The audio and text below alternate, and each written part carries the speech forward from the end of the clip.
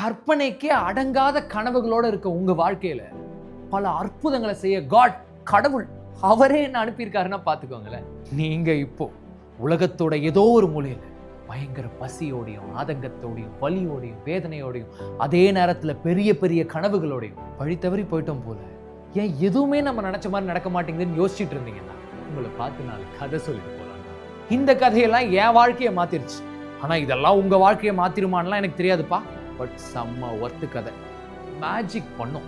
Story 1, The Fear of Everything. ஒரு சின்ன பையன், அவனுக்கு எல்லாத்து மேலேயும் பயம். அதனால அவனால எதையுமே பண்ண முடியல. உலகத்திலேயே அவன் தான் பெரிய பயந்தாங்கோலின்னு நினைச்சான். அப்போ அவன் என்னைக்குமே பார்த்துறாத ஆச்சரியமான ஒரு விஷயத்தை பார்த்தான். அவன் உலகத்திலேயே ரொம்ப வீராதி வீரன் சூராதி சூரன் அப்படின்னு அவன் ரொம்ப இன்ஸ்பிரேஷனலா பார்க்கறான். அவங்களோட அப்பா ஒரு நாள் ஒன்று உட்காந்து ஒரு ரூம்ல அழுதுட்டு இருக்காரு.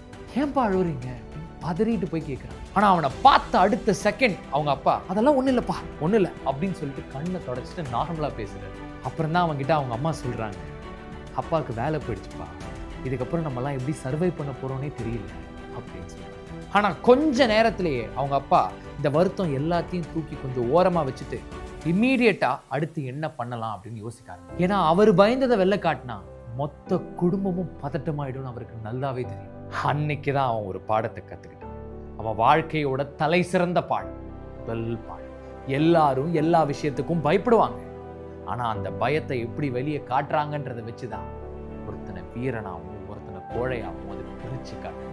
அன்னையிலேருந்து பயமே இருந்தாலும் பயமே இல்லாத மாதிரி காமிச்சுக்கிட்டான், நினைச்சுக்கிட்டான்.